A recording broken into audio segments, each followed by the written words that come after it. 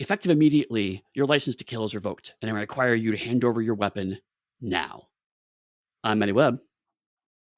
And I'm Don Johnson. And today we're going to talk about the living day. Wait, no, we're going to talk about License to Kill.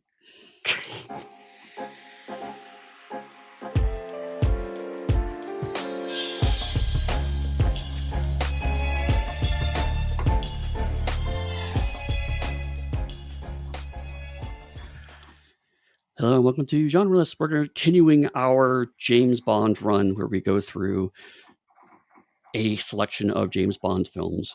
And in this case, this is one of two options because it's Timothy Dalton.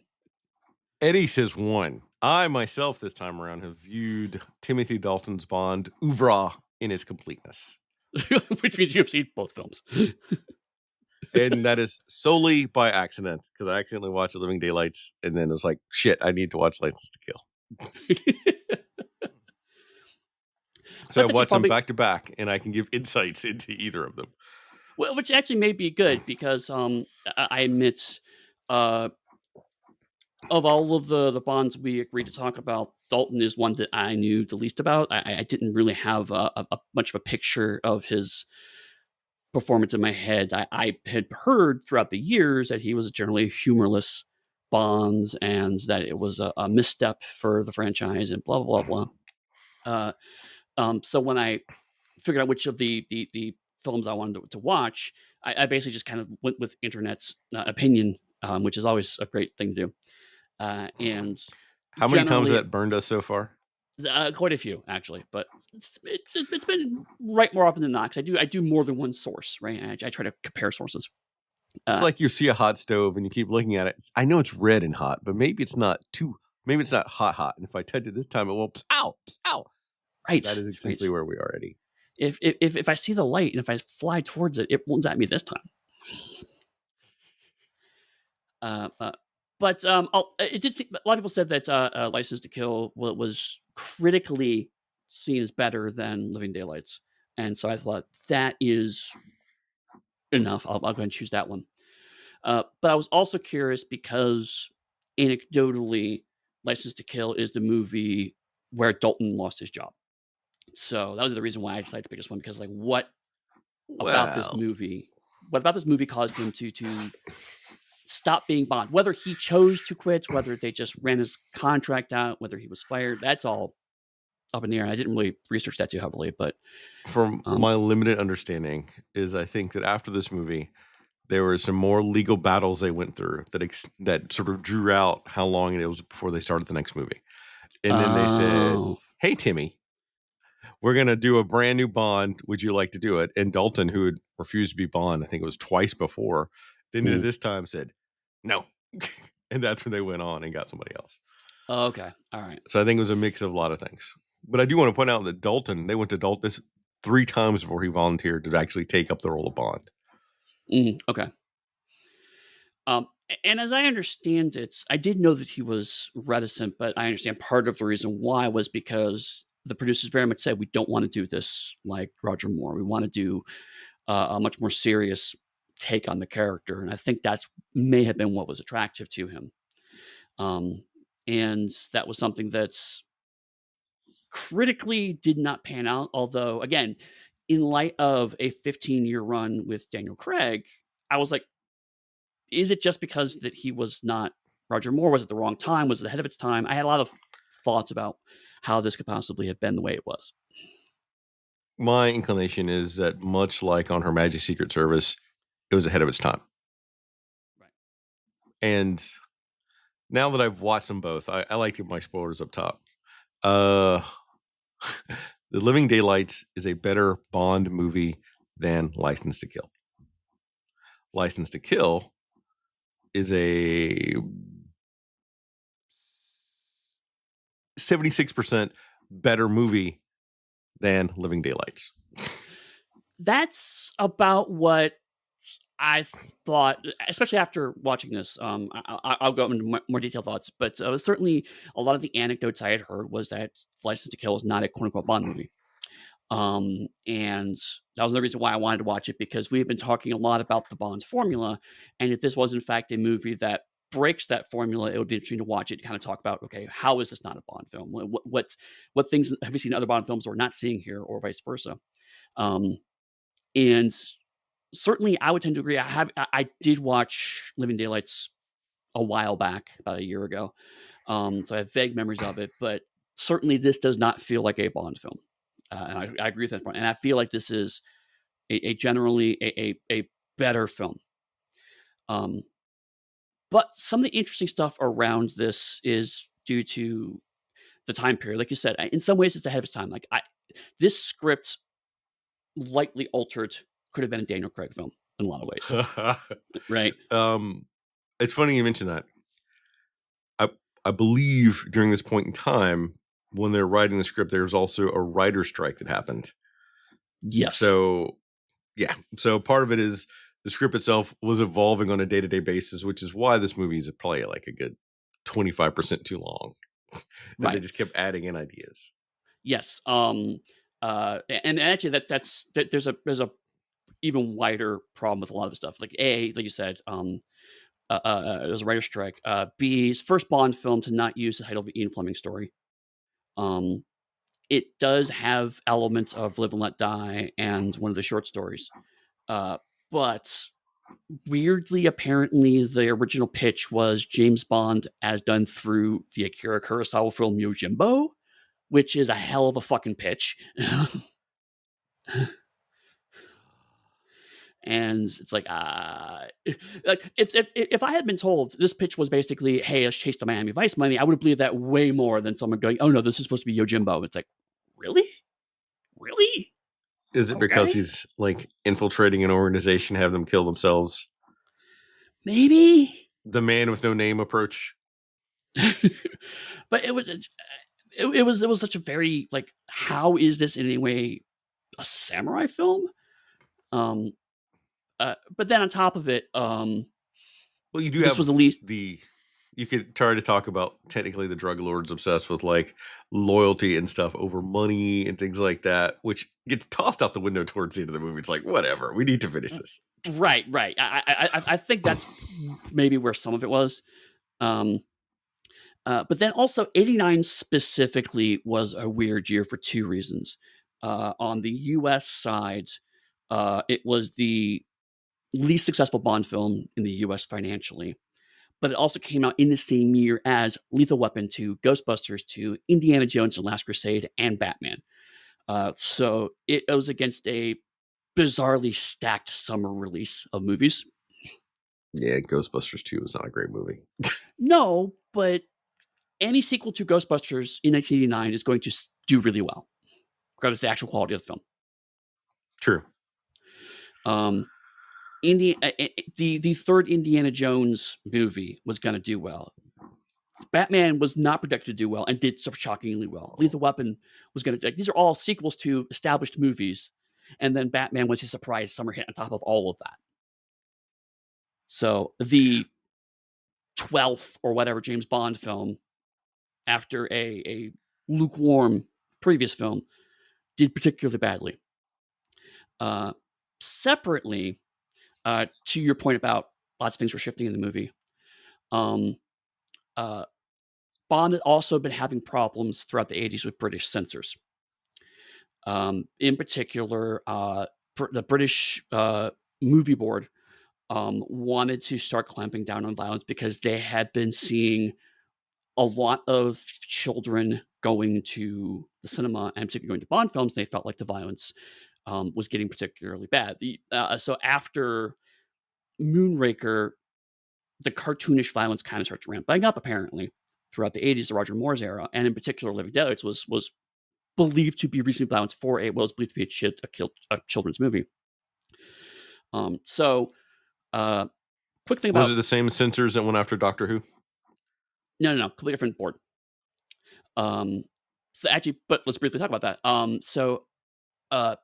The British Film Institute, I believe they're called, they give what are called certificates, which are equivalent to ratings.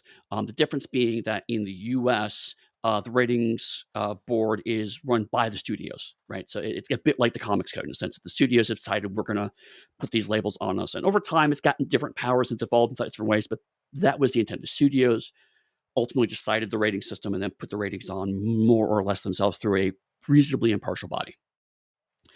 Um, in Britain, it is a government regulated board, and so they issue certificates.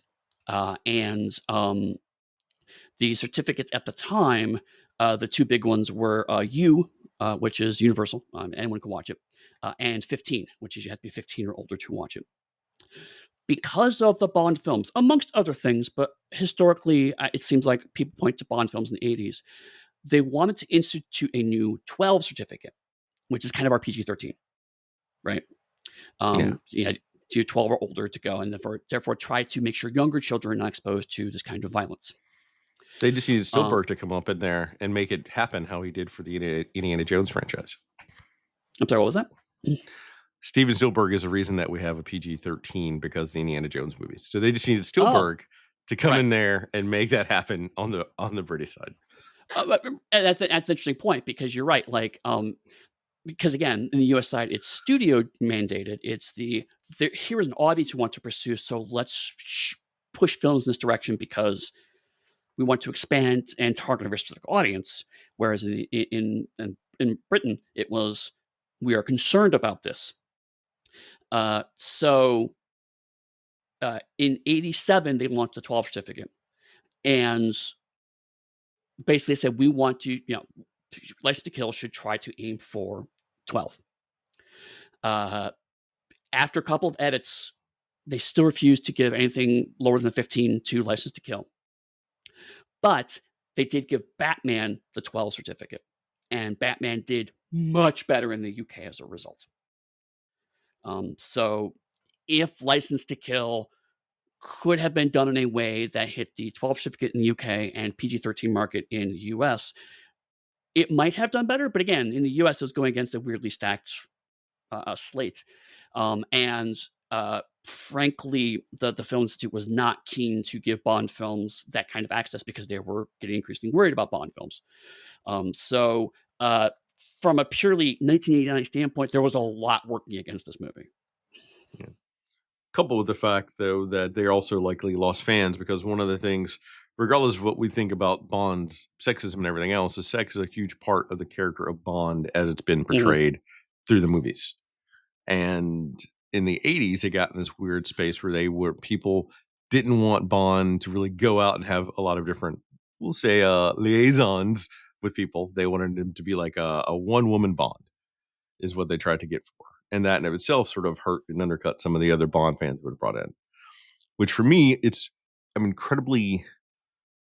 I never understand why people are more open and accepting to just rampant violence than they are like consenting adults having sexual so and so's in the movies. Like that balance has always been weird and misrepresented in media, in my opinion.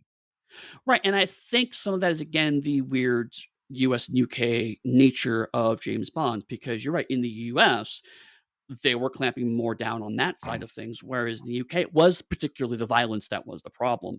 His extramarital affairs were not as much of a concern for the Film Institute in regards to the certificate. So if your two biggest markets are hitting two completely different parts of your formula and saying, "Do less of this," it's Yeah. hard, right?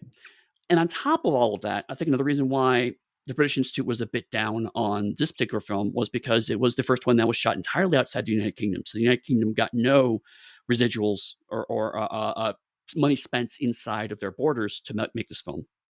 Because didn't they It was also have to primarily shot make in the this US. movie on the same budget as they did The Living Daylights? And so Right. It was one of the. It was not the cheapest James Bond film, but it was up there, right, or down there, I suppose, depending on how your directions. Um, and also, it's kind of the end of an era because it's the last one to feature Robert Brown as M, who's the guy who took over as M for through most of the Moore run, honestly.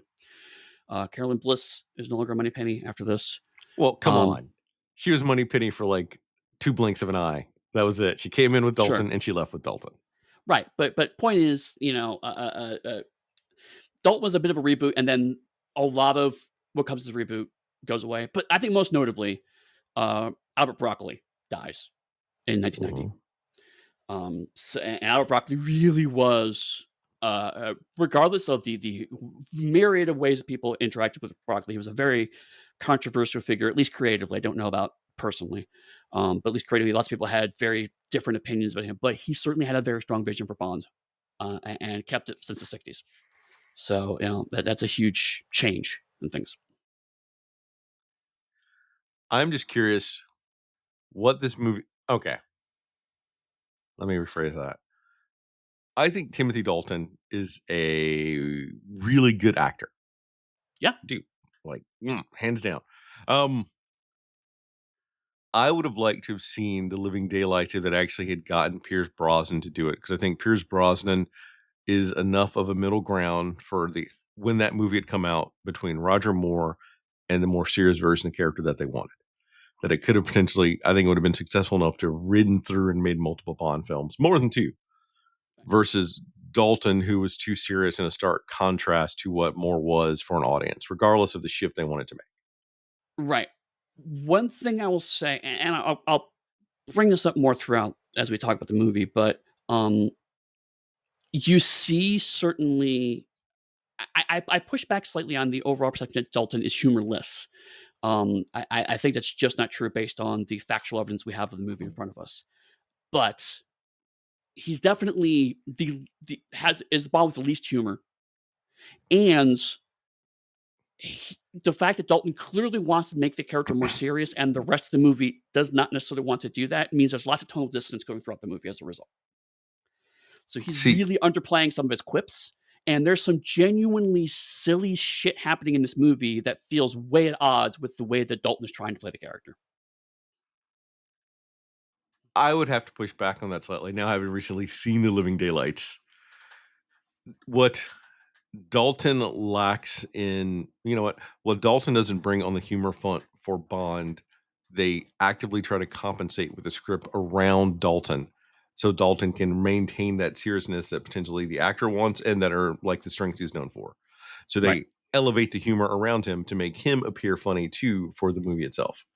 Right. So Dalton's not bringing a bunch of humor or anything. And when he has to give a quip, it's like dragging it out of him. And you could say it's an actor's choice. I, having seen both of them now, think it's less of an actor choice, more of it's not his forte.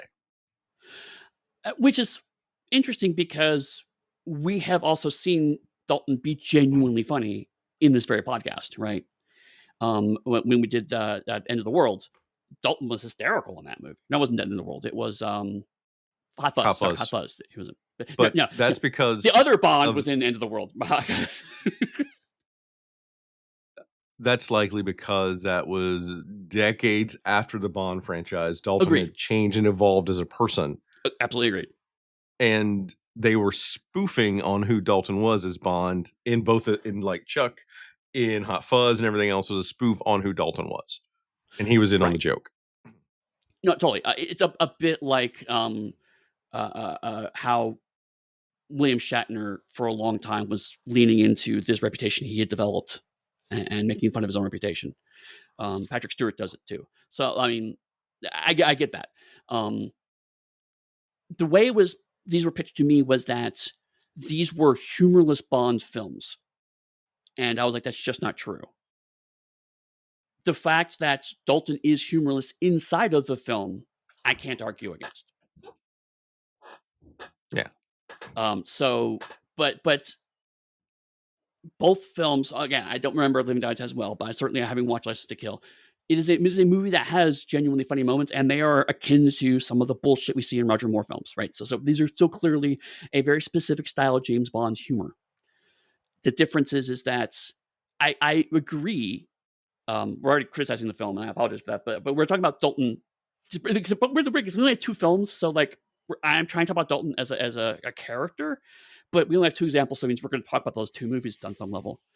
But I agree that Dalton's trying to play it seriously, and I think to look ahead slightly, Daniel Craig approaches that problem differently and finds a different solution to that problem that Dalton didn't quite crack. It's funny because in my mind's eye, I can see that if they had cast Pierce Brosnan in The Living Daylights, and Pierce Brosnan potentially would have had 2 to 4 movies, and then if they'd cast Dalton would have worked. Right. Because Brosnan would have been that gap between Moore's utter ridiculousness and everything else, and charm and affability, because Brosnan has that, to make that seriousness of Dalton have actually hit. Right, and I think that's why Daniel Craig historically worked better, is because there was a slope down, right? Whereas this was just a huge chunk. It's like you go Yeah. from going from Moonraker to this is a huge fucking shift, right? And that's part of the reason why I want to do it this way, is to show the extremes of the 80s Bond. Even though Moonraker's the 70s, but like in 10 years, this is how much Bond has changed in this huge gap of time. Um, uh, but I mean, again, like I don't I think it's a combination of a lot of factors. It's now that you say Dalton was kind of reluctant to play the character, I can kind of see that in the performance to a degree. Um, but also, '89 was a very different time just for movies. Movies had kind of changed underneath Bond on some level. They were still making movies like they were in the late '70s, early '80s, and now movies are very different. And also how movies are perceived by the public because of the rating systems, and how much money they make and what kind of movies you want to see. That's all shifted in '89. And so them taking a few years off to have a rethink, it sounds like there's other reasons why they took a few years off, but if part of that is, wow, this really underperformed. And again, critically, people liked License to Kill better. It's from looking at the aggregate of critical scores, License to Kill ranks higher than Living Daylights, both at the time and historically. But at Well, the office, it tanked. looks like Living Daylights was written still with a Moore mindset, and then Dalton came in and they made script edits. Versus this, it looks like it was written for Dalton. Right. Right. And Um, the villain, though, in License to Kill is better than both the villains in The Living Daylights. yeah. Yeah. I mean, and that's the other thing. Like, the other criticism of the time is, again, this is '89. The Cold War's not over, right? Uh, but it's the the fact that the villain is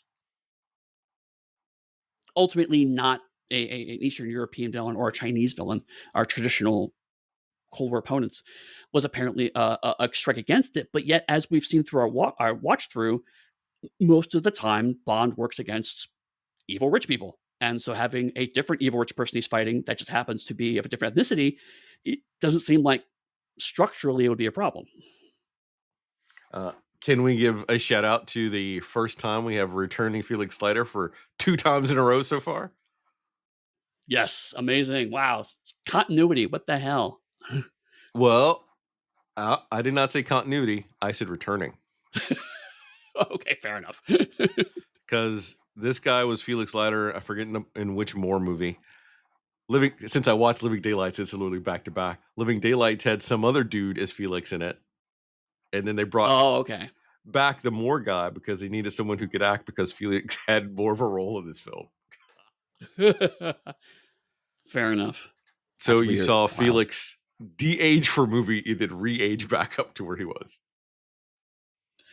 Says they don't fucking care. Well, I mean, that's not true. They clearly do care. But again, we talked about this a little bit before. Um, Prior to the '80s, if you watched a Bond film and then watched another Bond film 5 years later, you probably have vague memories of that first Bond film. You can't really go back and watch it. TV reruns are just starting to be a thing. So maybe if you happen to catch it between now and then, but otherwise you're going by your memory of what that Bond film was. So changing actors is a big of a deal. Now we're in home video era. '89 is when VHS becomes king, and people have not quite. Well, let me phrase that. James Bond has not quite figured out that formula yet. Part of the reason why Ghostbusters, Lethal Weapon, Indiana Jones, all those franchises did really well is because they took advantage of the fact that they were very popular in home media and tried to reward people who had seen those previous versions of the movies. Um, Whereas the James Bond franchise, well, again, it sounds like, again, it was like, we'll just swap an actor. No one will notice, but they will, because they probably have watched Living Daylights on video relatively recently. Yeah. And their characters from Living Daylights are going to pop up later in the Bond franchise in different roles. Right. That bothers me less, just because, honestly, I just, You're a Doctor Who fan.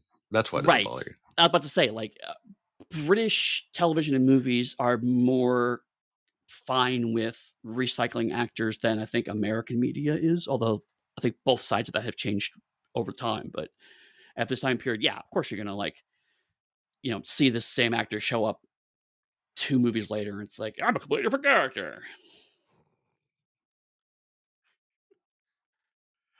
Oh god. Is there anything else about License to Kill? Oh, the other part of the thing I forgot to mention. Originally, this did have a title that was from an Ian Fleming story called License Revoked. But apparently, in early test screenings, American audiences thought it referred to a driver's license, and so they had to change the License to Because they would expect the Coreys to pop up in the movie then. Kill. Yeah, I didn't know if I get to make a Corey joke this morning. uh, Although, honestly, in retrospect, License to Kill is a better title, frankly. Yeah. So, I mean, it It's was a a lot good better. choice either way. It's a dumb reason, but it's a good choice. Oh, we almost forgot. Benicio del Toro shows up in this movie, which Yes. if you don't recognize his voice, you may not recognize him. Right. He's very young. Yeah, He's yeah. a baby. He's like a little baby. I don't think this is his first ever acting job, but I believe it's his first movie ever. And the accountant in this movie is also one of the characters from Castle. He was one of the detectives in Castle. Is how I know him. Oh, do you know the Mortal Kombat link to this movie? Yeah. Yes. Okay. The guy, Making hang sure. on a second. I looked up his name because I knew this was going to come up. Kari Hiroki Tagawa, which is who played Shang Tsung, was actually one of the Hong Kong cops in this movie. Yes. That is half of the connection. Oh, is there another one? Katana is the other Bond girl in this film, Eddie. How did you not know that?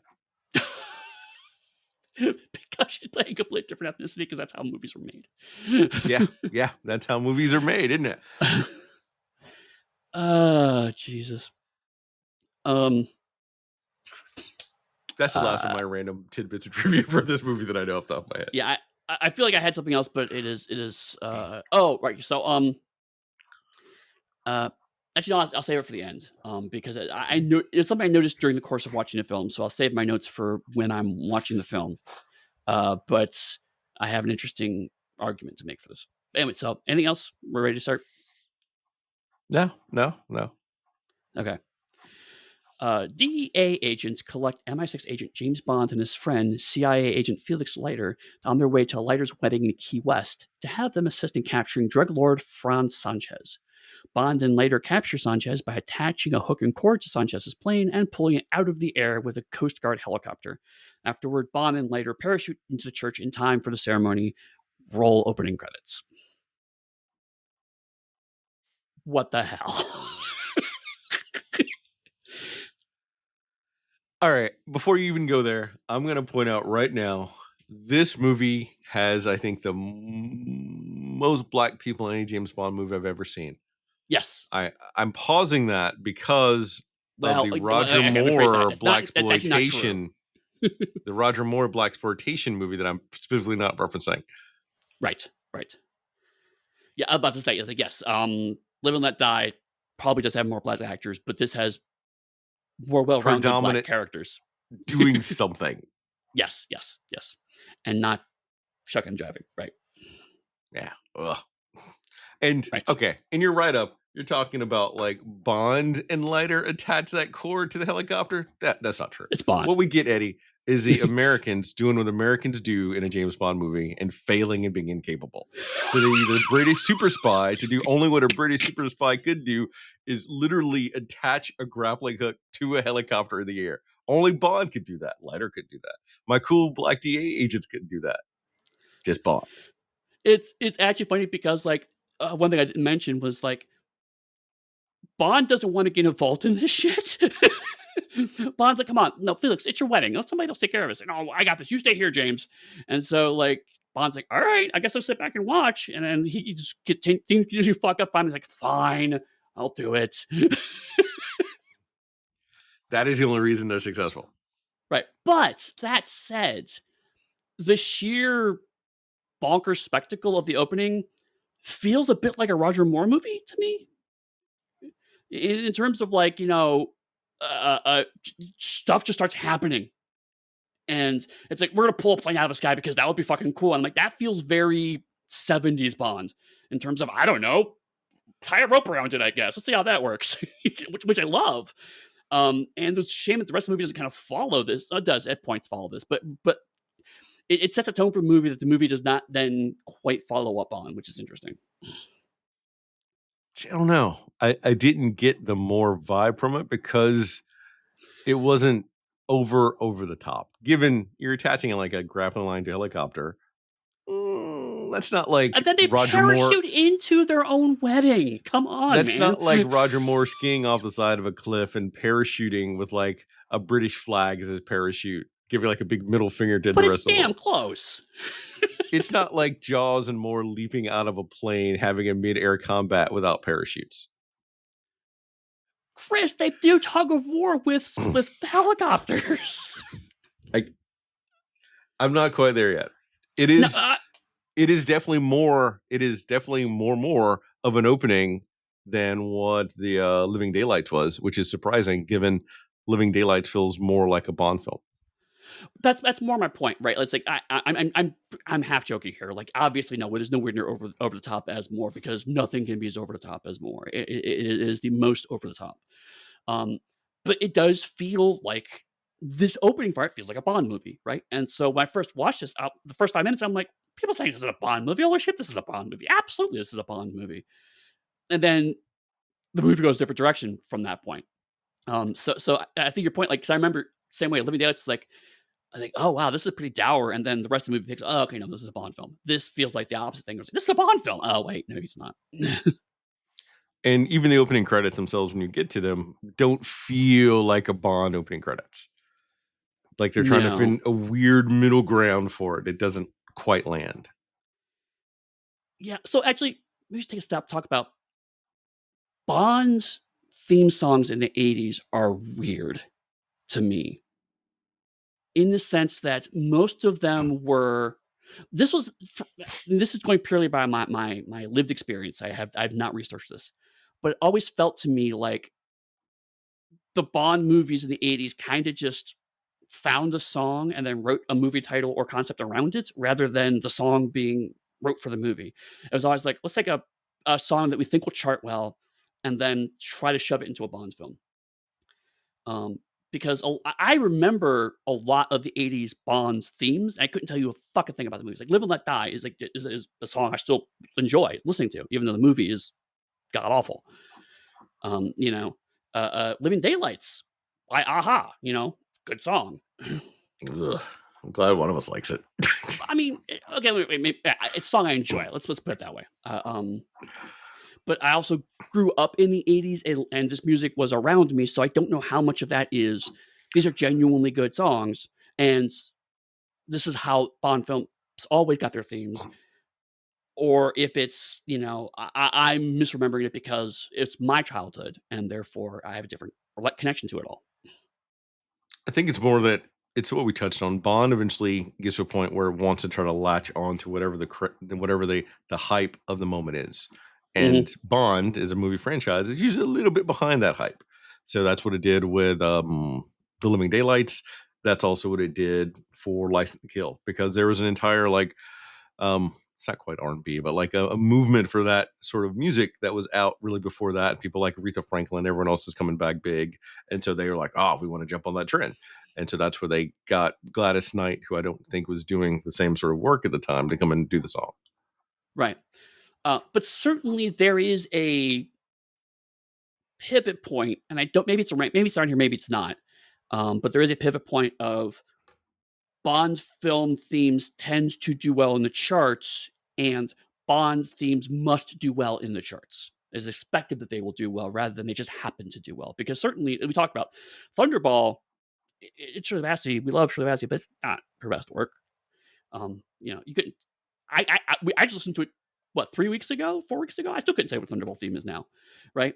Um, but Goldfinger did extremely well. Goldfinger's still extremely popular song. Um, And so it's like, okay, so therefore all Bond films, certainly by the 2000s, the expectation that the Bond film theme is something that will do well in the charts becomes kind of enshrined. I think it's Well, maybe around here West Side Pacific. that's when I also started tapping like big name musical people to come and sing all the songs. Like Right. that became, I think that might have even that started, and then it got better and better at doing it. That's why they had people like Madonna, Sheryl Crow, Katie Lang, Adele, like constantly, we're gonna tap you because you're big name. Which I'm still irritated by the Bond movie that had Sheryl Crow and Katie Lang songs on it, because the Sheryl Crow Mhm. song is it's okay. The Katie Lang song is exceptional, but they wouldn't put it as the opening theme song. And I'll let Right. you, as a person, figure out why they wouldn't put Katie's Lang song as the opening theme song to a Bond movie, so Katie Lang would be everywhere of a Bond franchise movie. She had the closing theme? No. She had the Or she closing just theme. did the closing theme. Okay, so I thought. Yeah, no, certainly. And also, we did skip over the very brief moment where the musical act would also show up in the Bond film. That happened like one or two films in the Moore era. I think we skipped those. Why do you got Tug? Okay. In the Brosnan era, we get Madonna popping up in there.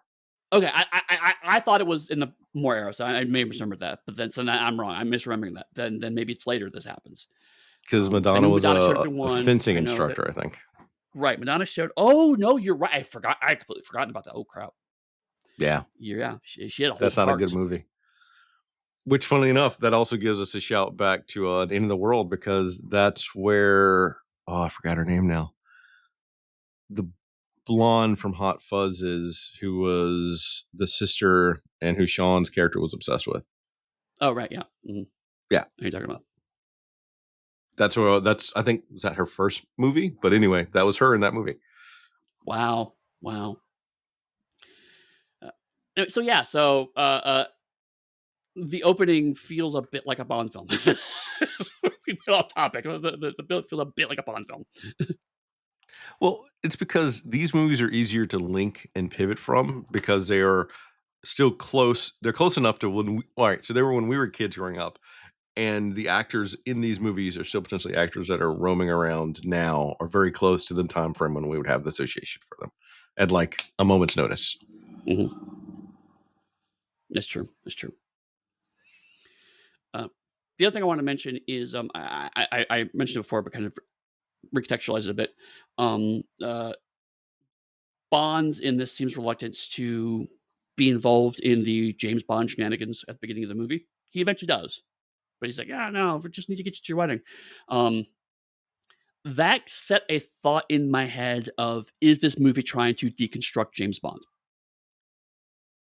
And I have some evidence for, but evidence against it. So I don't think ultimately I haven't come to a conclusion on it. But I want to put that in your head as we go through it, because there's certainly a lot of things that are like, let's point at the formula and start to tear it apart. Okay. But anything else about the opening? Is Felix LoJacked by the DEA? Just curious. Because if I'm not mistaken, Felix is a CIA agent, and Right. the DEA could easily find him. So I'm just curious if that's part of the thing. Actually, that's a good point. When I first watched this, I was like, there's no way the DEA has this kind of budget. But I forgot this is 89. This is peak war on drugs when Reagan was absolutely funneling a shit ton of money into the DEA.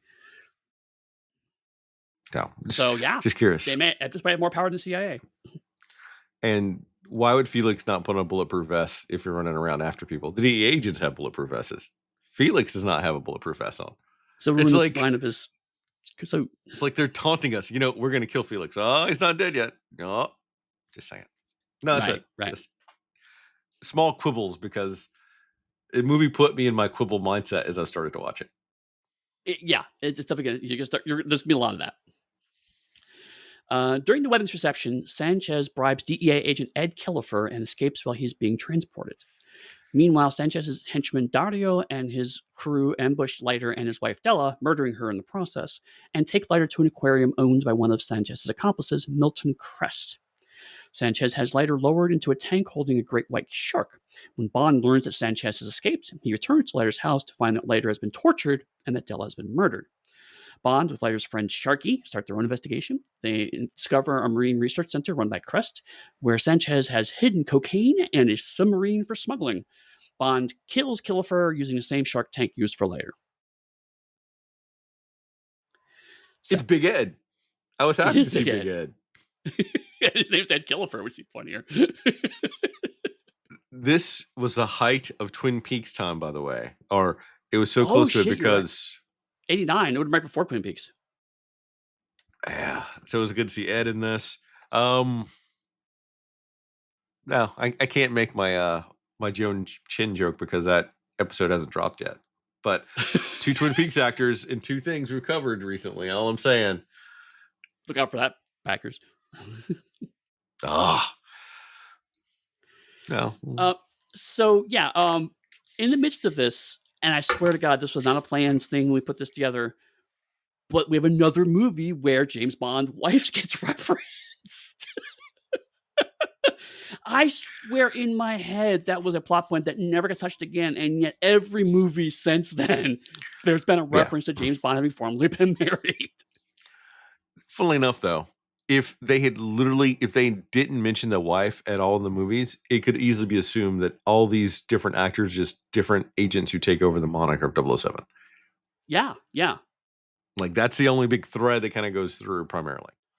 Right, but it's now happened so often that it's clear that continuity is intended, even though it is not the kind of continuity we expect in media today.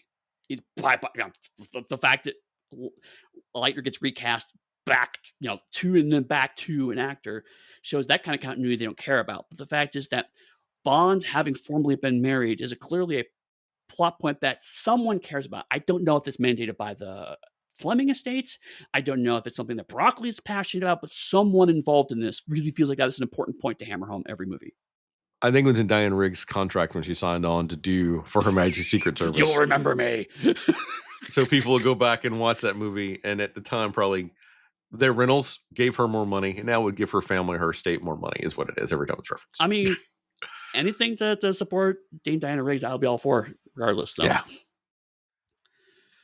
So is it a, since you live over in the UK, I'm curious, is it a UK thing where the best man can just kiss the bride to be? Is that like a whole thing that I'm unaware of?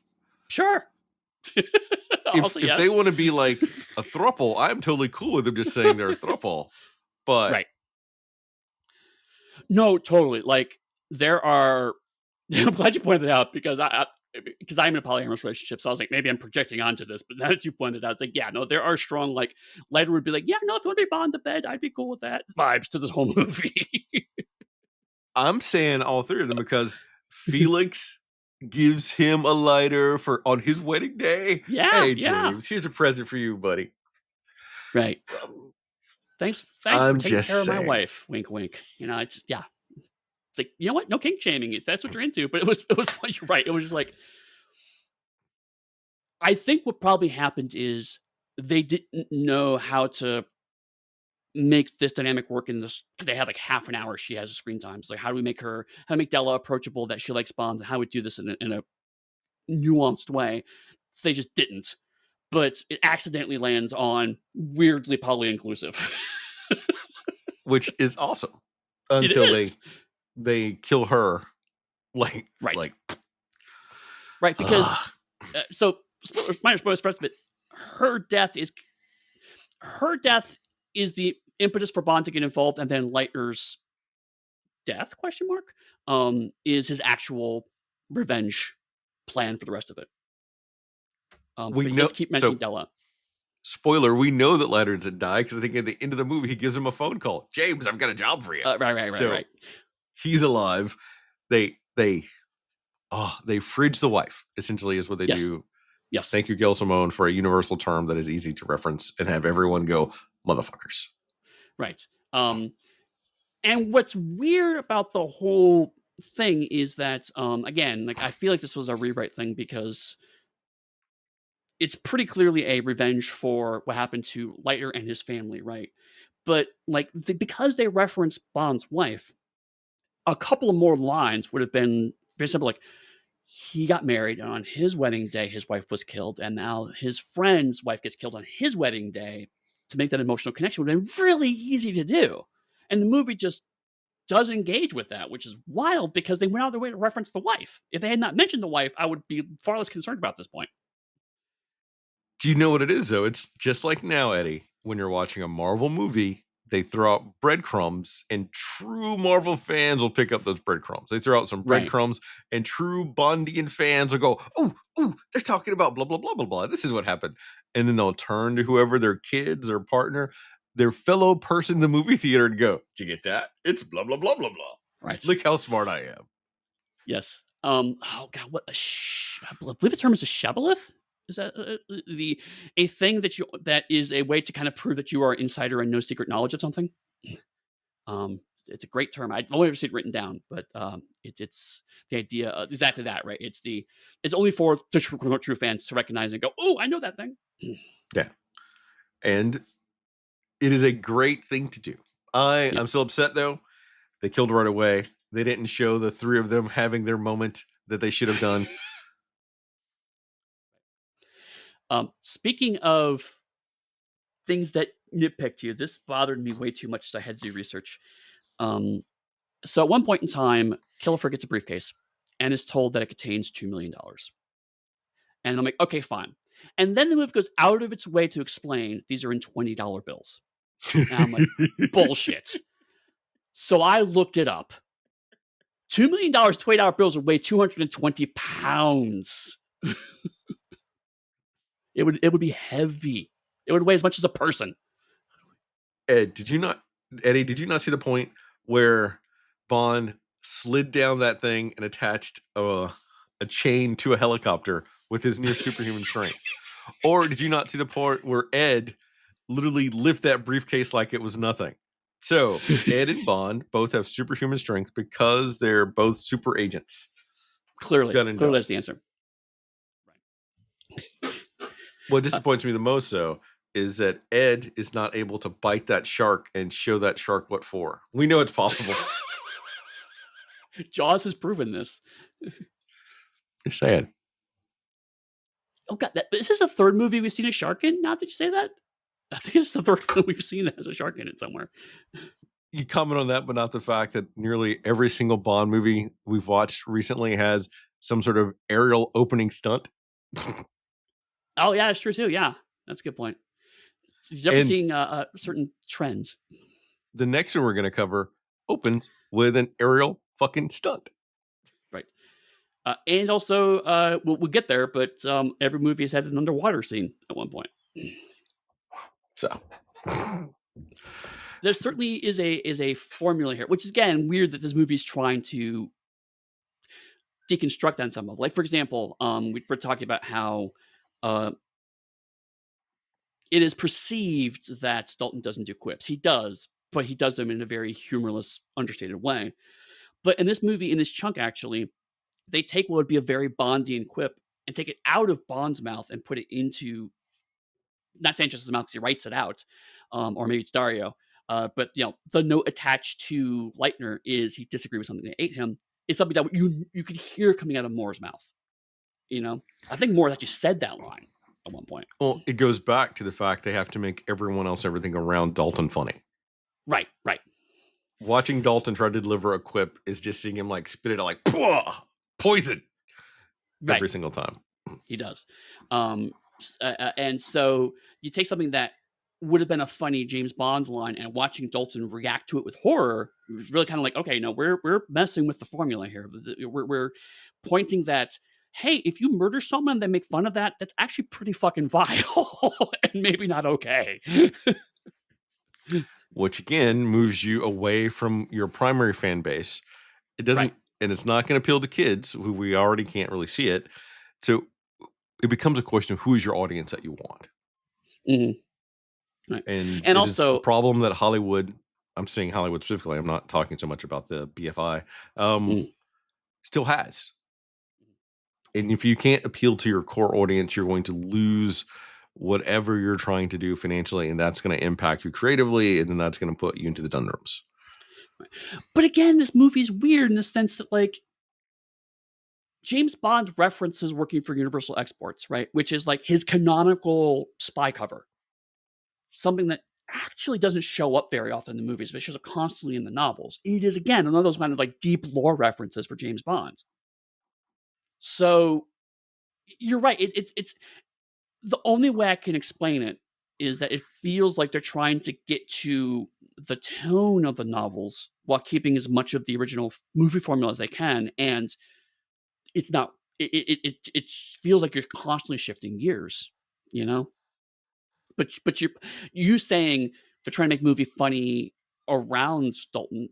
I would even, as we're going through, I'm starting to form in my head the idea that maybe they're trying to take all of the James Bond formula out of Dalton and put it everywhere else in the movie. But it leaves a weird And hole literally in the middle of the film.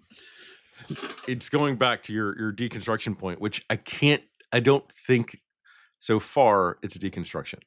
I think Not they're yet, no. trying to play with it and they can't figure out how they want it to land. For instance, the Mr. Holmes movie that we watched was sort of a deconstruction-ish of Sherlock Holmes, doesn't land for the same reasons that this is not landing with me as a viewer. And I think audiences generally. Well, I mean, it just comes to digress. Big shock in this podcast, but you can't really do a deconstruction inside of a faithful adaptation. And we talked about it during Mr. Holmes. I like Mr. Holmes, but I recognize your concerns with it. And actually, since we talked, I've come to say I'm actually more on board than we first talked about it, but it doesn't change my love of the film. And that's okay. I'm complicated. But it's similar to uh, if the core source material is not purely comedic, you cannot deconstruct inside of it easily. The exception to prove the rule is Star Trek Lower Decks. Star Trek Lower Decks absolutely deconstructs Star Trek, but because it is a comedy, it manages to do that in a way that also remains faithful to Star Trek, partially, but also because Star Trek is nonsense to begin with. It is as a franchise, Star Trek is nonsense. Lower Decks, it just has the balls to say, by the way, this thing you love is actually nonsense. We love it too, but it's weird, right? Can we just accept that it's really fucking weird that Spock at one point in time grew to be a giant? Can we just accept that that is weird, right? Can we accept that Riker having a transporter clone and he's just still around somewhere? That's weird, right? Can we accept that? So that's a rare exception where it can deconstruct something inside of a franchise and have it land well. Most of the time, you have to do something like a Watchmen where you step outside and look back in and deconstruct that way. 100% agree. And Sharky, I don't know really how to talk about Sharky. He's not dead nice yet. nice that Bond had a black friend for a little bit. Yeah, but the character doesn't have any oomph to them. No, and kind of jump ahead slightly. He does kind of get more or less killed off screen, which does not help Sharky at all. He certainly has the vibe of you are the replacement Leiter because we need to take Leiter off screen for a bit. But to your point, the fact that he's the closest the Bond franchise has had to a black protagonist since Dr. No is noteworthy. Oof. Even that was right. bad. I think one of the, I don't want to phrase that, one of the larger roles they'd given to a marginalized character was Quarrel, I think, from Russia with Love. Oh, didn't Quarrel Jr. Show up in a later film? I don't remember. If it is, we didn't watch that, and I don't. Well, see, I remember because Quarrel was actually, so going back to novels briefly, Quarrel was actually a running character through several of the Fleming novels, but because of the way they did the movies, Quarrel died in a movie, but Quarrel was in the next novel to adapt, but that was chronologically previous novel, so they had to make Quarrel Jr. very quickly to put into the Quarrel role. It was very clearly a patch job. But yeah, Quarrel's the only thing, and certainly, he was in multiple movies, but also Quarrel was very much a sidekick. Yeah. Sharky is at least inching towards having some autonomy and skill of his own. And then they instantly killed the character. Just completely agree. It is still James Bond. We're still an extremely conservative franchise, so it is what it is. But it's like, hey, 89. There's a black character with quite a few dozen lines, and he has some investigative skill on his own. That's cool. And the two characters on, we'll say the good guy side, Bond is not a good guy. On the good guy side that are potentially killed are going to be a woman and a black man. There you go. Mm-hmm. That's it. That's my final comment. Yep. Although speaking of which, is this the first time we've actually seen James Bond do actual investigation in the movies? I think Connor did some investigations, and I think Lazenby did investigations. Well, yes, Lazenby. We didn't watch Lazenby, so I mean, I'm discounting that. But like in terms of the movies that we've watched for this podcast, I think From Russia with Love, he did a little bit of investigation. A smidge. This is slightly more than a smidge. I was just like, wow, he's like doing detective stuff. That to me was more jarring of Bond formula breaking than some of the other stuff we've seen so far. Because like I said, if you pointed out, and that's really helped me to contextualize this in my head, the Bond stuff, formula stuff still happening. It's just away from away from Dalton, I should say. Away from Lazenby. Lazenby is definitely a Bond. No, but it's happening away from Dalton. But this was like, no, this actually is not a Bond formula thing. Bond doesn't really, he just kind of walks in situations and they happen. We certainly have a lot of that in the Roger Moore era, where it's like Roger Moore just walks into the next scene and the next scene happens around him. That's just how Bond movies are structured. This is like Bond has to actually find the plot. That's not how Bond movies work. And it's feeling more and more like an episode of Miami Vice the more we watch it. Yeah, it is. It is. Do I move on? Yeah. Okay. Yeah. M forces Bond to meet in Key West's Hemingway house and orders him to an assignment in Istanbul. Bond resigns on the spot after turning down the assignment, but M instead suspends Bond and revokes his license to kill. Note, Bond still kills a lot of people in this movie. Bond becomes a rogue agent and sneaks aboard Crest's ship, the Wave Crest, and stops Sanchez's latest drug shipment, stealing $5 million in the process. He discovers that Sharky has been killed by Sanchez's henchmen. Breaking back to Leiter's home, he recovers the information on Sanchez and burns it to a CD-ROM, the height of 80s computer technology. He uses that information to meet and team up with Tam Bouvier, a pilot and DEA informant, at a waterfront bar, and after another fight with Dario, they journey on to the Republic of Isthmus. Isthmus? Not going to say it. Isthmus. So we have, again, what starts to look like a Bond trend. Bond meets with M in a completely different place that's not his office. And M's about to give him his assignment, and Bond goes, "Nope, I'm out." It's like, no, it's very, very intentional. Like, we're jarring away from this. And it's like, okay, that's an interesting, for the, again, 12th, whatever movie I should have counted beforehand. That kind of shock makes sense to me. And frankly, I'm surprised it took this long to get to that choice. But it's like, of course, at some point in time, you just tell M no, because Bond never tells M no. So I don't think it's that shocking, because since we didn't watch all the Bond films, I'm going more off recollection. I think there was almost a point where Connery resigns. I think Lazenby may have played with it originally.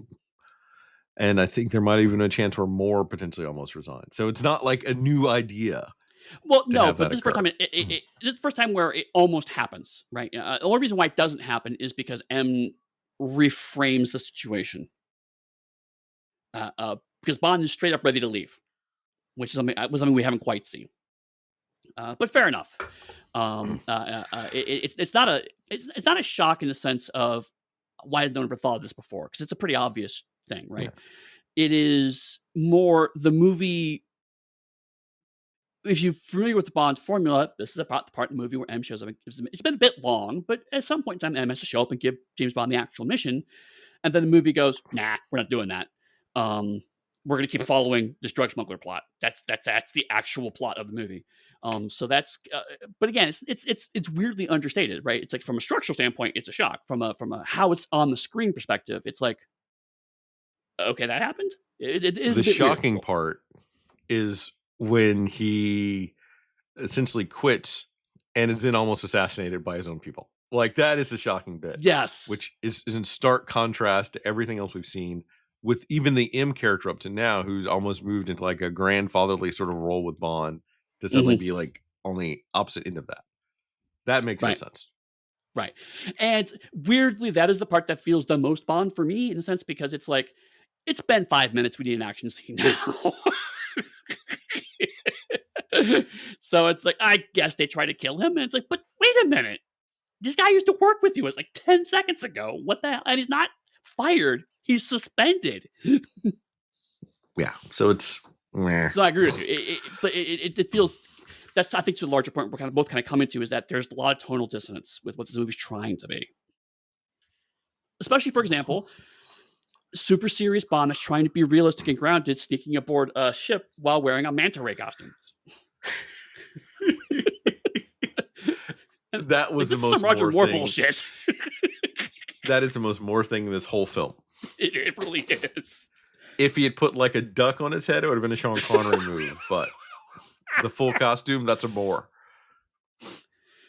And like, because the movie knows it too, because like the scene is like going, was it? Oh, it must be a manta ray. And so you cut to a guy in the water, and it's like, okay, maybe it's just a weird radar glitch. But no, he stretches his arms out, and you can see a fucking manta ray, and it's just like he's wearing a manta ray on his back. It's just straight up a manta ray.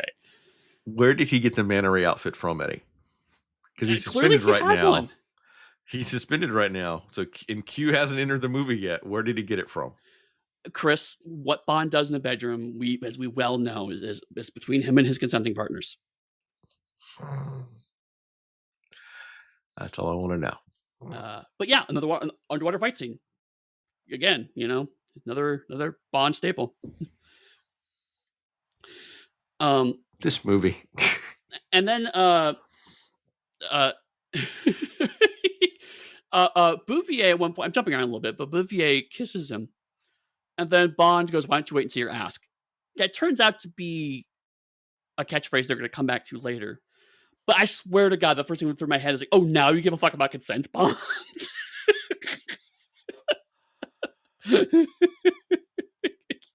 It was just like, what? So many issues.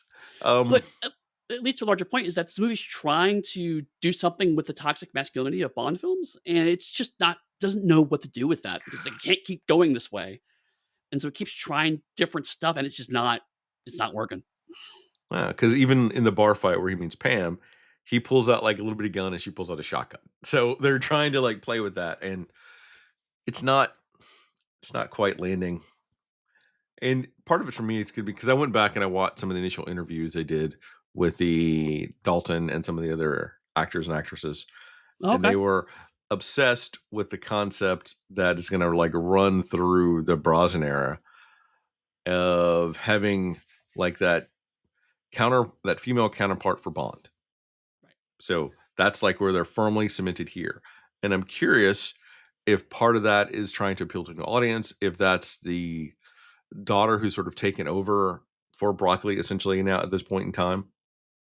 Mm, And I think it's a great idea, but it that's true. also is going to Barbara's lead to an issue for the Bonds for Brosnan where they keep trying to create a character to do spin-off series for movies. right.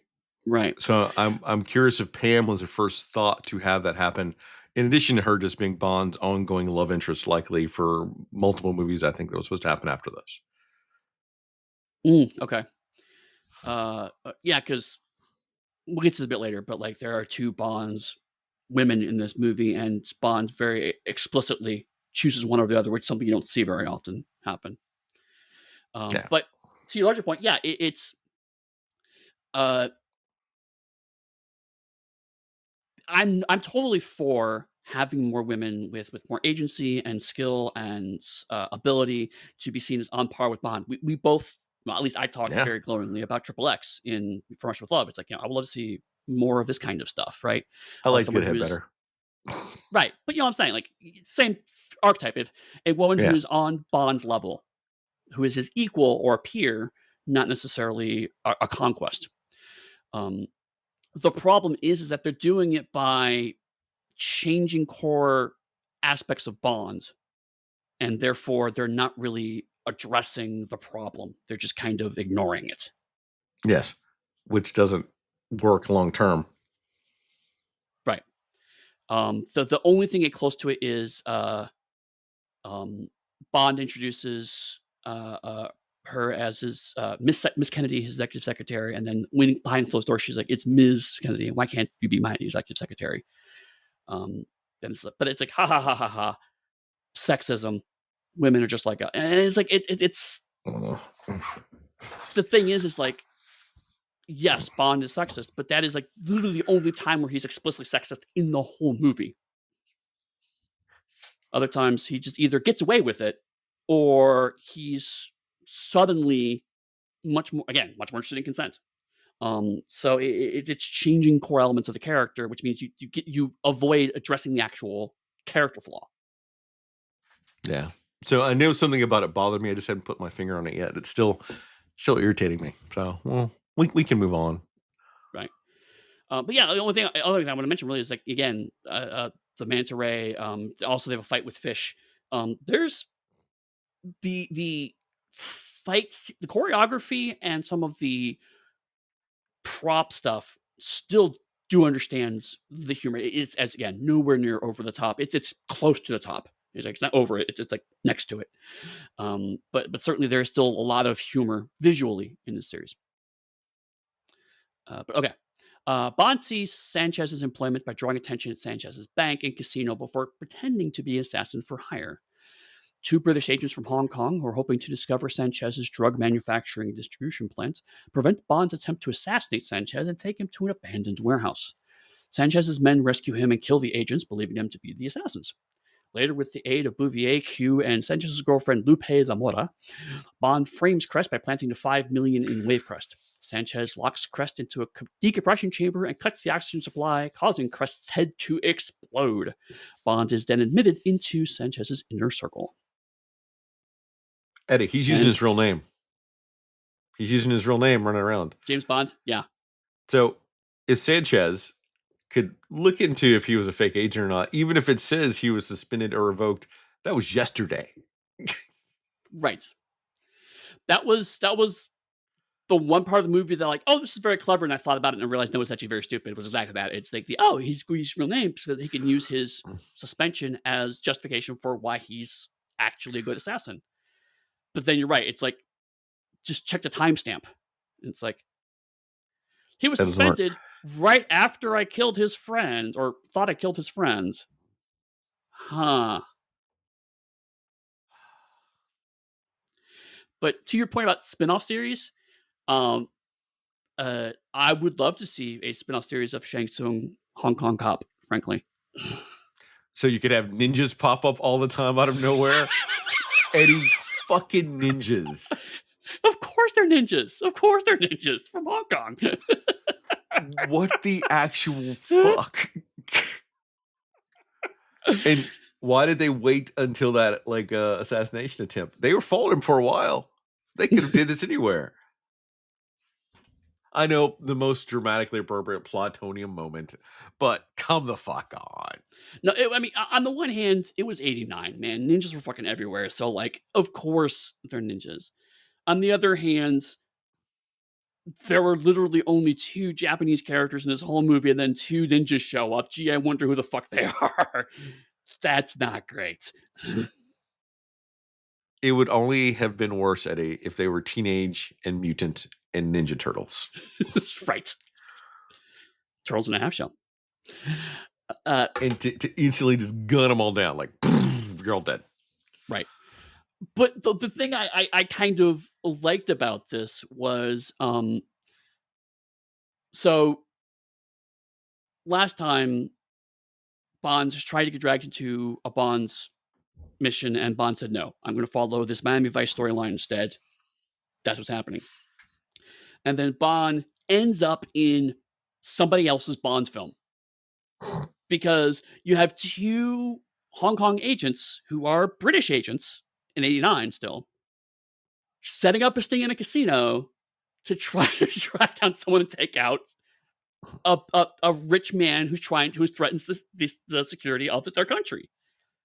It's somebody else's Bond film that Bond has accidentally walked into and almost fucks up. Ugh, fucking ridiculous. Right? It's if this movie were doing this intentionally, it would be very clever. It's very clearly not doing it intentionally, so I'm just more finding my own fun at this point. You can tell that they were coming up with ideas nearly on the day to add into the movie at this Yes. point. Yes. Yes. Oh, speaking of which, did you catch the Die Hard connections in this movie? No, I didn't. Sanchez and one of the DEA agents are both, I think, the Mr. Johnsons from the Die Hard movie. The FBI agents who are outside while Oh, Bruce Willis is in the building. okay. All right. Nice. Nothing but connections to other movies and TV series. Right. So you may know this. Q having an expanded role, was that something maybe the actor asked for? Is it something that they just really wanted to give this guy more screen time? Because Q has a weirdly large role in this movie. I honestly don't know. I would assume it's because they were spitballing as they're coming up with stuff, and they needed to make it feel more like a Bond movie. So that means you need a Q scene, and there's no way that you could have Q fly all the way here just to drop off equipment, then fly back without doing something. So Well, I see think that plot wise, it helps. that was my question because like as I was watching it again, I didn't know going in what this plot was, and so I was like, I guess we're not getting a Q scene, which was part of my burgeoning decompression or deconstruction theory, which is like we're not going to have Q at all. But then Q shows up, like, okay, well then he's going to show up, he's give him stuff, he's going to leave, and then he just sticks around and actually is a half decent field agent, and I'm like, okay, it's cool. I actually love seeing it again. The guy who plays Q is also genuinely funny. So he's adding a level of humor to the whole thing, even though it's very high stakes. And you're right, Q being there helps it feel a lot more like a Bond film because, as you pointed out, the Bond form is happening around Stolton, not with Dalton. And you need Q to get that vicious eye roll that he almost knocks himself out with when he sees there's a love triangle going on. You need there's Yes, no one else that could have done that in that scene. right. And So, everyone's like, "Oh, oh, James," because we have Bouvier complaining about it, and Q is just like, "That's just Bond." But and that's a you good get point, though. Oh, go ahead, finish that. no, go ahead. I was gonna make a gag. Go ahead. I was just saying, we have talked a lot about chemistry between actors, and this is actually a fantastic example of that because Bond and Bouvier, the actors, have really great chemistry, and the Bond and Lupe have fucking none, Yeah, like negative. right? I thought I was So, like, watching my boy Patty McGowan again. right? I was actually thinking, I could hear you saying that in the back of my head. I was like going, is this Dalton's daughter? You know, I mean, because like even Dalton seems like he's bored in the seduction scenes with Lupe, but he's genuinely excited to be in the scenes with Bouvier.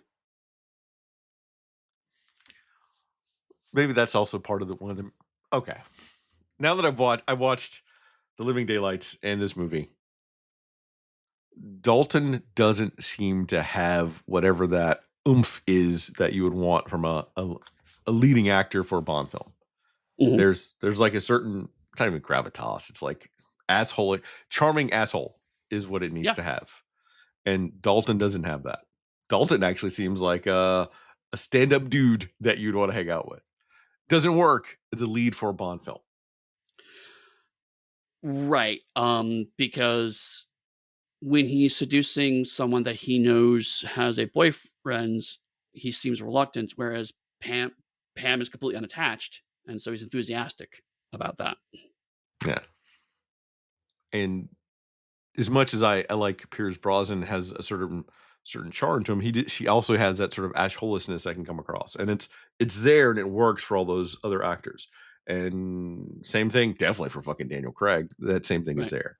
Roguish charm, I think, is maybe the best way of phrasing that.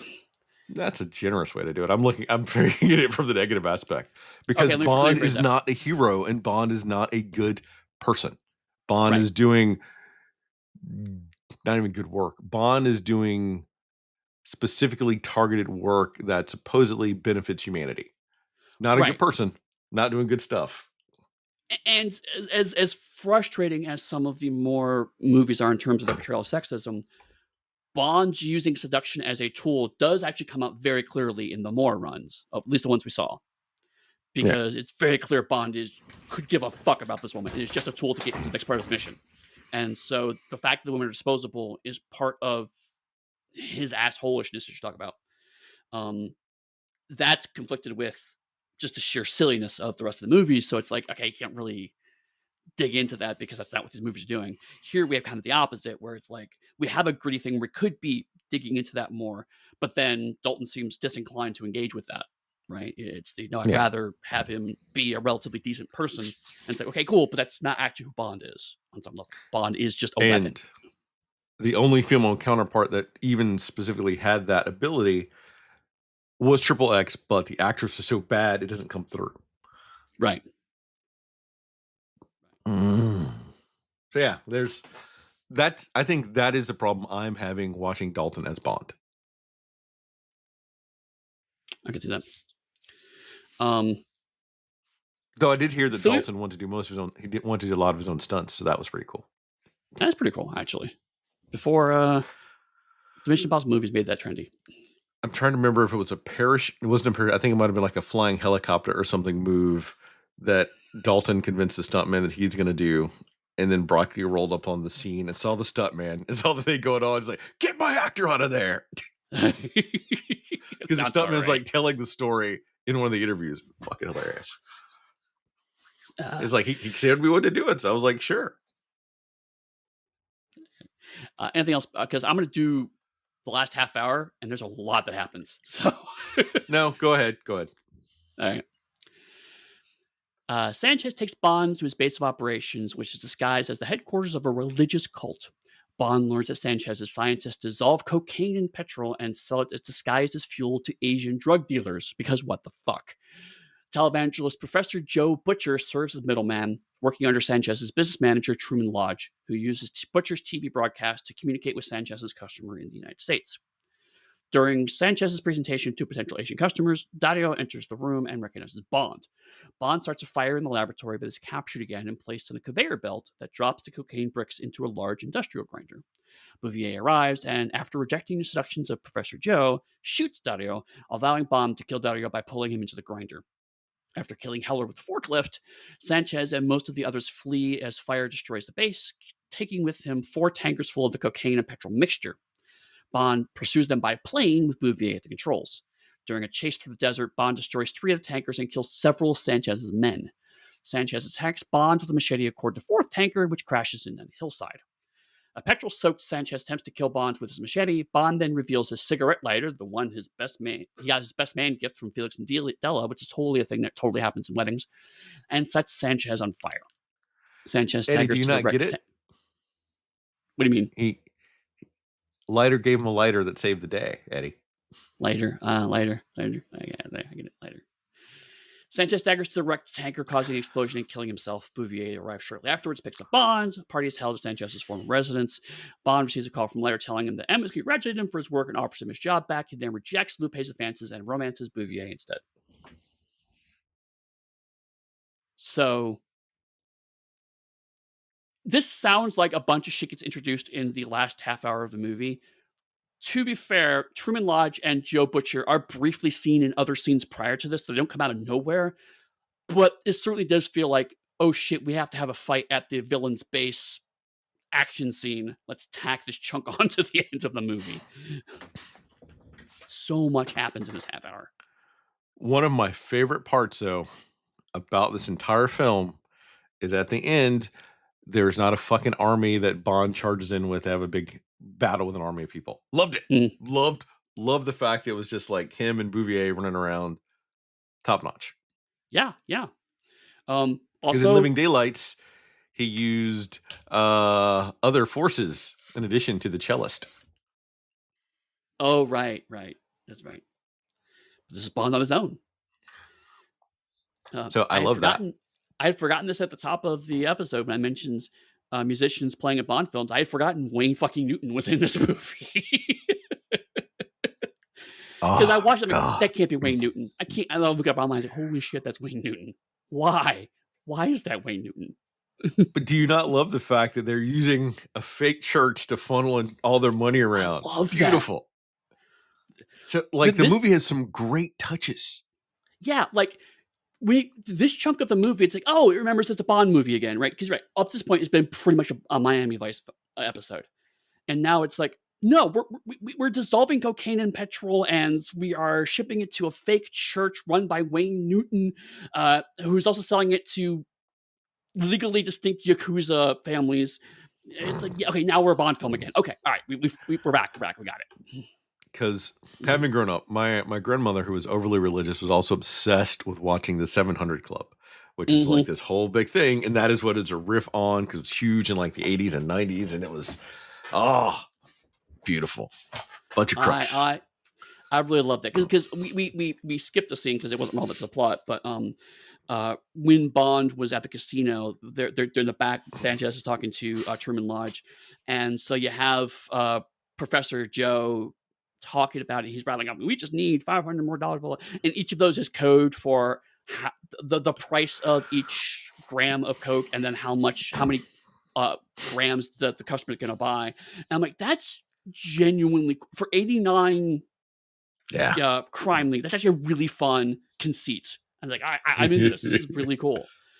And then it's like, of course we go to the religious compounds in the middle of somewhere probably California, and it's like, yes, of course this happens. This is great, and it's a huge elaborate set like a James Bond movie should have, And also in the midst of all of this fight, I have to point out,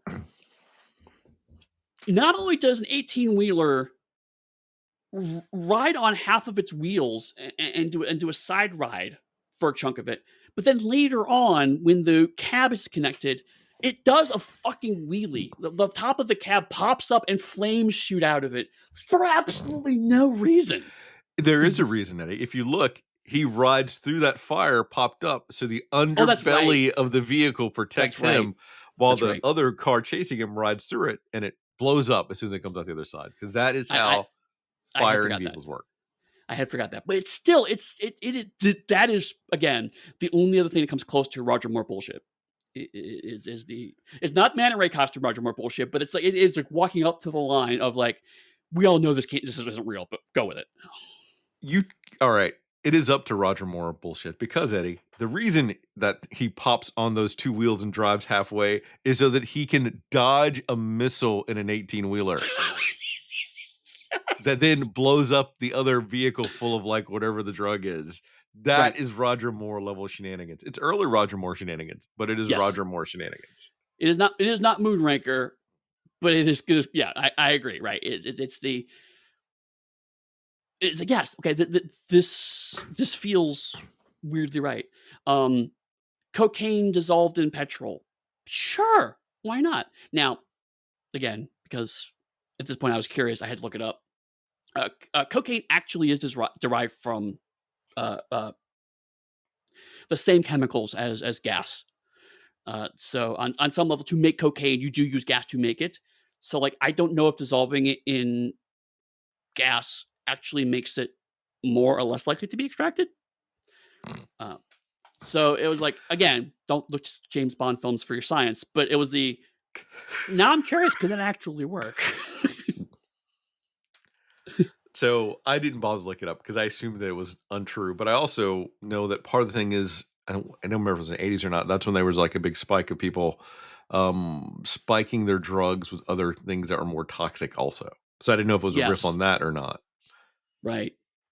Yeah. And this is before people could make chemicals in their own house, right? So like it's still meant, cocaine was still assumed to be made by massive productions, but you're right, they were still trying to cut it to make profits. So yeah, maybe part of that. I expected a better fight scene though between Bond and Sanchez than what we got.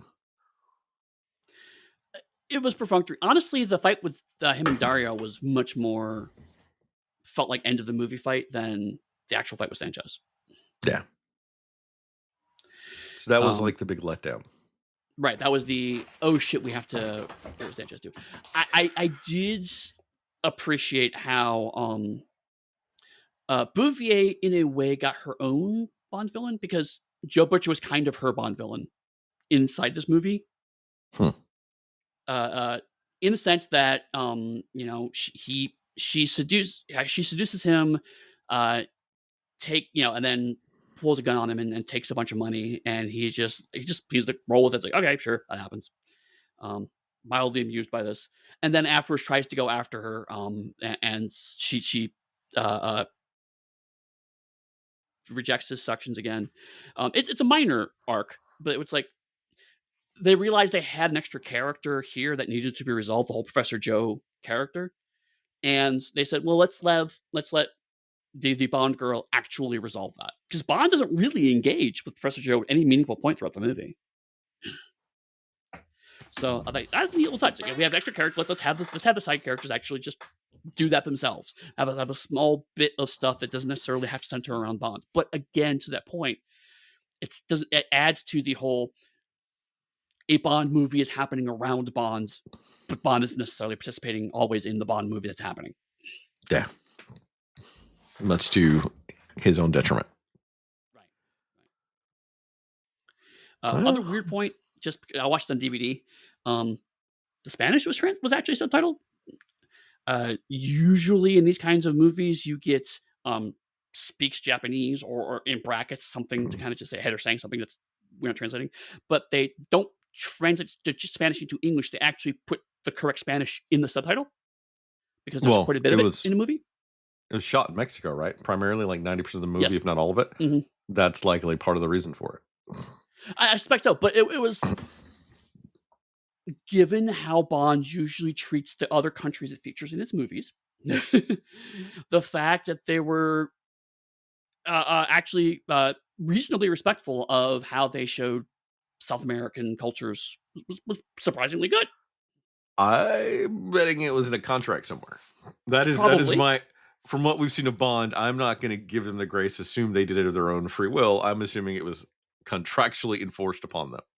I completely agree with you, but the end result is still, again, they did some stuff accidentally that was positively progressive. It is also contractually progressive, but it still is what it is. It's like Yeah, we are decades away from Bond pretending to be Japanese, right? With a movie that we did not cover. shout out to the Discord. Whew. So anyway, your final thoughts on this movie? If they would cut 30 minutes out of this movie, it would be a damn fine movie. That's my entire thought. It would not Huh. be a damn fine Bond movie. It would still be just a good action film.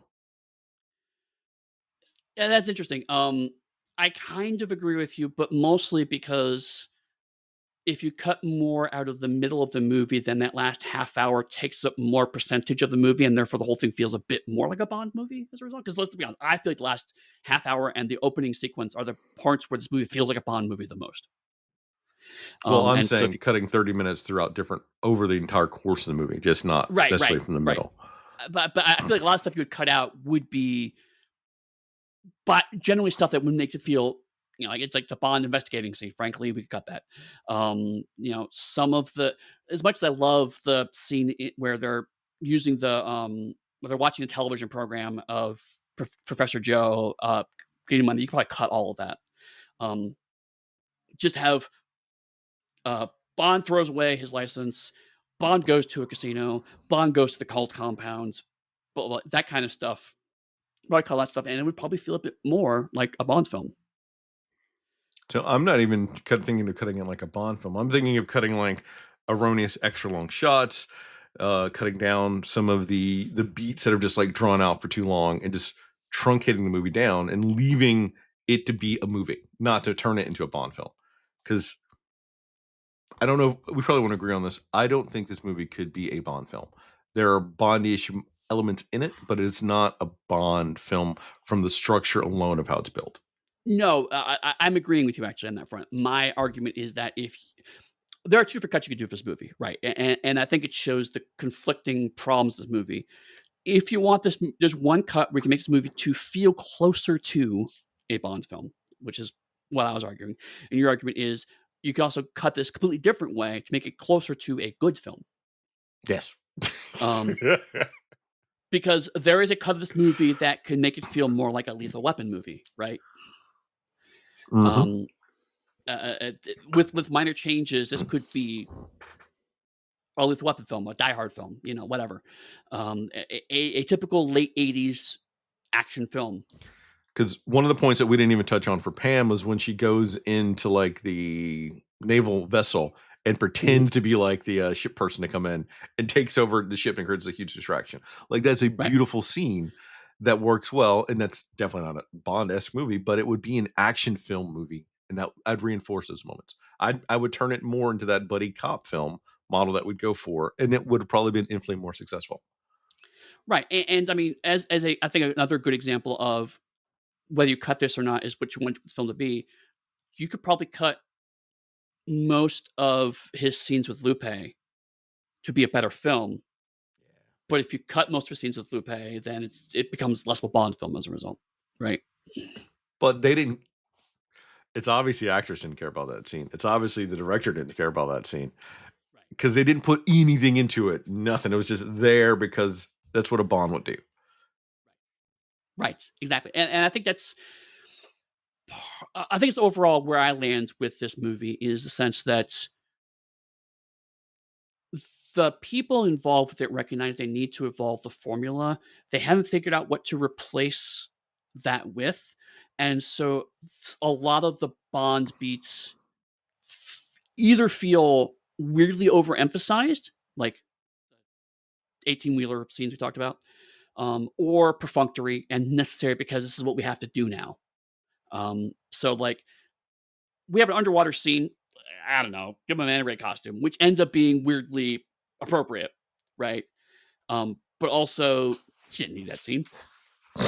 Um, and the Lupe stuff is a perfect example. Of course, he's going to because now in the '80s, Bond has a woman he seduces and a woman that does adventures with him, and sometimes they are the same woman and sometimes they are not. But those are the two roles that women have in Bond films. So well, we got to have someone he seduces, I guess. So I guess that'll be the girlfriends because we'll tie it into. And this goes to the point we going to mention that we skipped over Sanchez's obsession with loyalty, which he is ironclad with, except in the movie when he completely abandons all the people that were loyal to him. Yeah, and shoots his accountant just because his accountant was complaining how much something's going to cost. Right. Which earlier in the movie he said that was the reason why he hired him is because he makes some money because he keeps his money on track, and then the accountant's doing the exact same thing he was hired to do, and then he gets shot for it. So my final overall thought, so we could eventually wrap this up, is this movie is uncertain of who it wants its audience to be, so it's continually inconsistent in multiple forms. But if you were to cut 30 minutes out of the movie, it would be a good movie. On the whole, if I have to go back and watch a Dalton movie, I would never watch this movie again, and I would watch In Living Daylights again because it has some of the Dalton seriousness to it. It's still funny, so it has bits of the more in it. And his chemistry with that actress in that movie is better overall than the chemistry I got from here. So, in short, I don't think Dalton was a good Bond, but I like the impact that it had on Dalton as an actor because I've enjoyed nearly everything I've seen Dalton in after this movie. Right. Right. Beforehand, I can say that he was in Flash Gordon.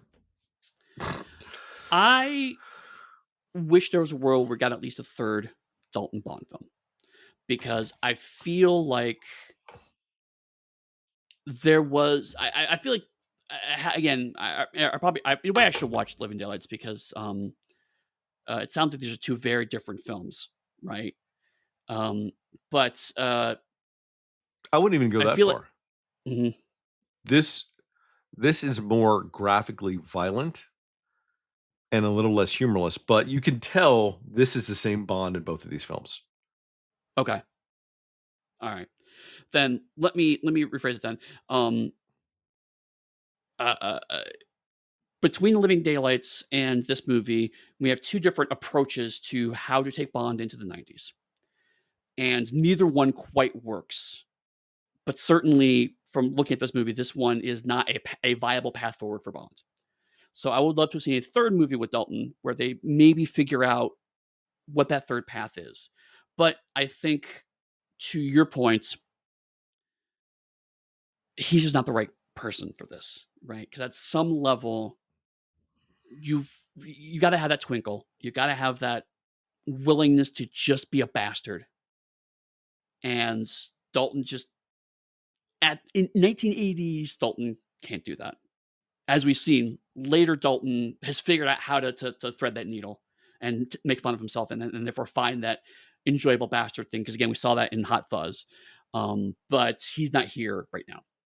I think part of it goes back to the old saying that there's like a leading actor energy that a lead needs to have, and Dalton doesn't have that.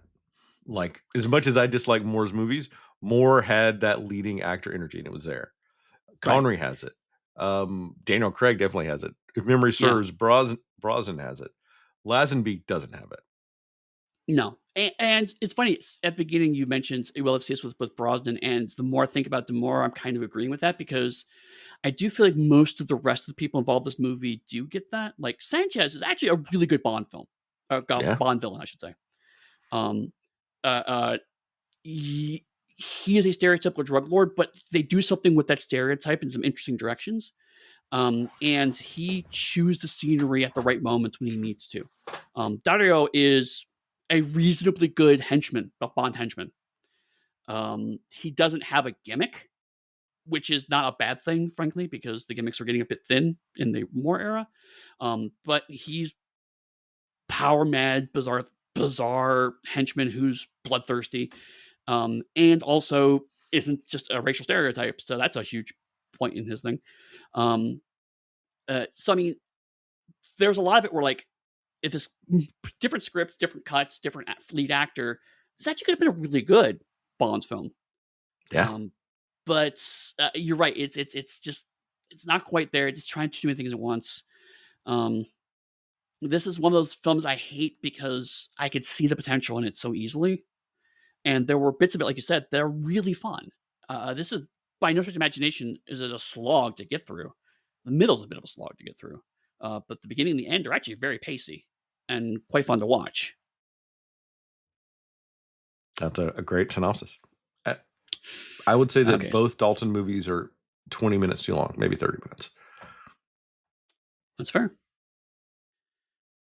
So I think we know what's coming, but let's. What exactly are we going to do next, Chris?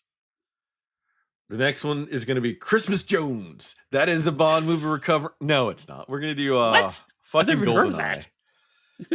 Christmas. You don't remember the Bond movie that has Denise Richards in it, and Pierce Brosnan gets to say, "I didn't know that Christmas comes twice a year." Boom, Eddie. That was a joke for that whole movie. But we're not doing that. We're going to do GoldenEye, which is a better movie than that movie was. I'm not going to say it's a good movie, but it's better than that one was. I suppose we established now. Are we going to talk about the video game at all next episode? Because why would we establish that? We had never established anything beforehand. Well, because I know way too much about that video game, is what I'm saying. We will have to wait and see if whimsy and sidetracks take us there.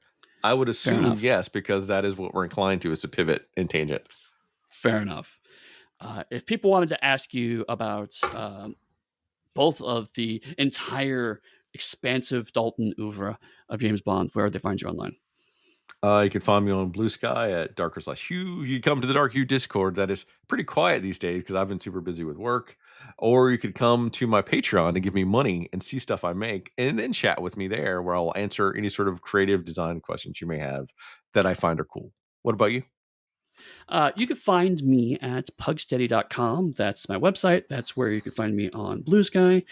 You can also find me on the Darker Hugh Discord, where, we haven't been chatting much lately. I think we've all been a bit busy, but I'm sure that'll pick up at some point in time. But like, as we chatted earlier, we have been giving some interesting discussion already about James Bond stuff. So by the time you listen to this, come by and talk. We'll talk more about James Bond. I gotta I have to hit up our intern to actually post that we're doing a James Bond run on Blue Sky. There we go. That would certainly help. Maybe they'll do that today. So with that, we'll see you next time with GoldenEye.